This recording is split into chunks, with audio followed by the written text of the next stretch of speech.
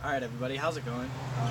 So we're here with my new car. I bought a 2015 Impreza hatch, and I ended up entering a giveaway competition for a Crawford Performance air oil separator, and I ended up winning, so we're going to install that today. Now this is the Baja edition for the FB20, so that's going to be in your Imprezas and your Crosstreks.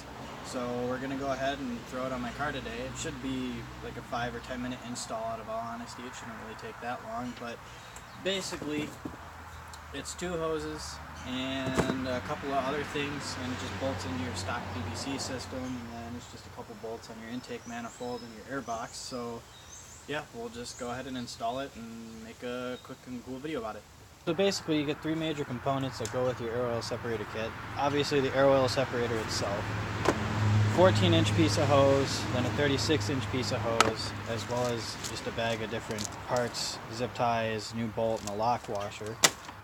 But basically it just bolts over in this corner by your intake manifold and the air box, and a few different hoses just get ran under the intake manifold to the PCB system. But also what I did is I went on Crawford Performance's website and I printed off just their instruction manual, because it's always good to have instructions, so just in case you get lost you have them. But this is a pretty straightforward install. Now I'm going to put a small disclaimer: if you do this to your vehicle, I'm not liable by any means for how it turns out. I'm just rolling with this. I'm not a professional by any means, but I figured it'd be cool just to show basically the first major mod to my hatch, set aside from wheels, which I'll show you guys that later. But yeah, let's get into it and start putting this together. Now, finding your PCV hose is pretty simple and straightforward. The top connector just sits on here on the top of your intake manifold, and then it runs down. So basically all we've got to do is just wiggle this hose off like so. You can kind of see there's a little bit of oil, but not too much. So we'll just pop that hose off the rest of the way. Now we're just going to toss this in the box that it came with, just for safekeeping, so in case anything happens and I want to take this off, say if I sell the car or something, we can just convert this back to stock. Basically we're going to remove this little tab right here, and then there's a 10mm bolt on the bottom of your intake manifold that we got to take off. So I will start by taking the 10mm bolt off of the bottom of the intake manifold, which broke off pretty easy. And then after this, we will take off the clip at the top of the manifold. Now I'm going to put these parts as we go back in the box that the air oil separator came with, just so we don't lose anything, because there's nothing worse than getting through an install and figuring out, oh shit, where did that one bolt go? So I was actually able to find my little panel popper tool, so this should definitely be a lot nicer than a screwdriver, so we don't mess this up. But exactly like I said with the intake manifold bolt, we'll just toss that in the box there. Now basically the next step to do is to take the air oil separator and then your 14-inch section of hose and connect it to the bottom of the air oil separator like so. We'll just set this right here. Then we'll take one of our zip ties that was supplied with the kit, and then put a zip tie around the bottom of it, as the instructions say to do, just to make sure that it is nice and secure and not going anywhere. What the instructions say to do next is you're going to feed your hose under your intake manifold. So you're going to want to be on the left side here of this hose, because it won't go through that way. So feed it through this way, and just leave your air oil separator like so. And you're just going to have to finagle with it a little bit. And you're going to come out on this side over by your sensor over here, by your throttle body sensor where it plugs in, and then you're gonna have to kind of just tuck it, rotate your hose. We'll just move this box out of the way. Then you're going to need to connect to the PCV line that's down in under your intake manifold. Now that we have our hose here weaved through, you'll see the connector right there for the PCV.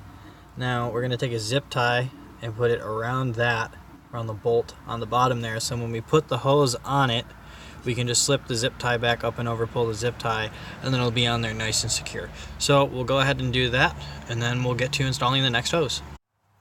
Alright, so after fighting with that hose for just a little bit, I finally got that on and zip tied.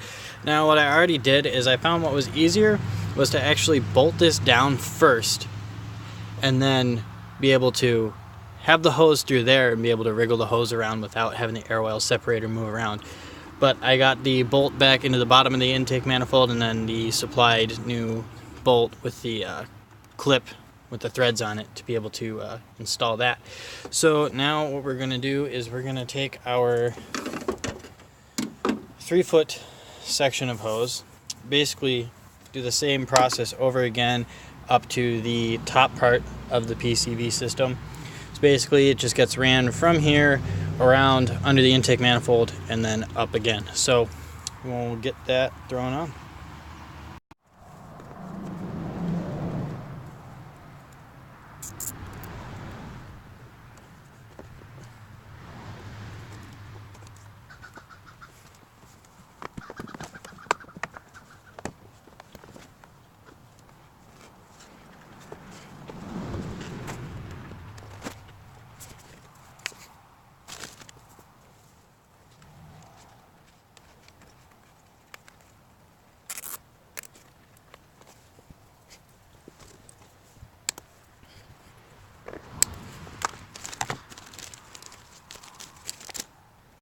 Okay, so it's a couple weeks later. Sorry about a weird gap in that video like it is, but I'm just getting around to filming the outro just now.